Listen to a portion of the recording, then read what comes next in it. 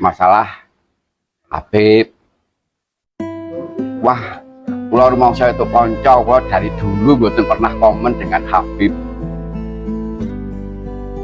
Sebab bapak kula pun ngendika nalika kula ngaturi tahun 80-an 85 ngaturi Habib almarhum. Wah niku dulure Kanjeng Nabi Pak. Tuh iki darah Yahudi le. Ngati-ati, Pak ngati-ati. Penting atimu karo wong alim cedhaki. Nek kuwi dulure Kanjeng Nabi dudu. Kuwi darah Yahudi.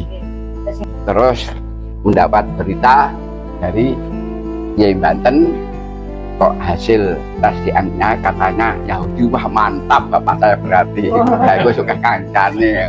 Tambah lagi setelah Habib dah kakap bahasa saya ya. Bahasa entah kakap itu siapa. Itu makam-makam dipalsu.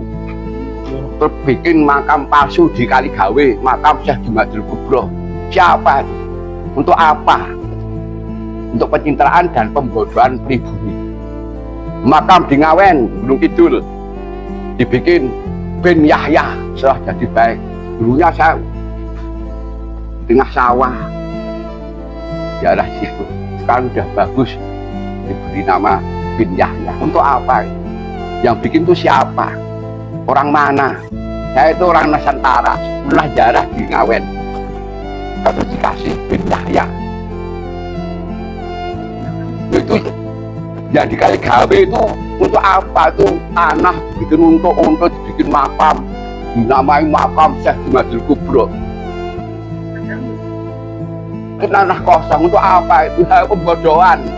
Karena saya dulu tidak punya teman, ya saya tetap wah dan akwaman ngasilaka.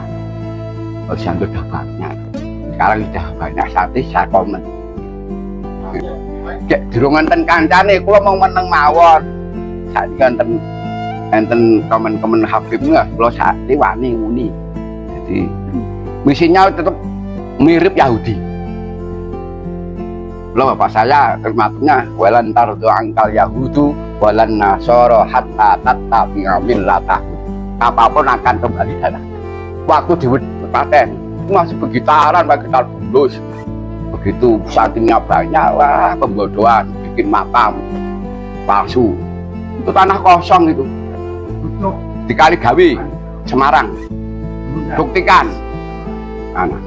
Ini tanah kosong. Nah, untuk apa itu? Nah, untuk pencitraan kembalikan sejarah. Terus pembodohan pribumi.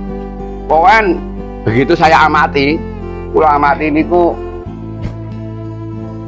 bicarane semua orang-orang habaib mengikuti apa yang dikendarai. Nek sing ngendarai cendana ya semono kae. Nek santri wis akeh baru senjata pembodohan wis do cuci otake. Itu ke saya, bahasa saya tidak akan berubah dari bahasanya bapak kula walan tardu angkal yahudu walan nasoro hatta tattabi'a millatahu.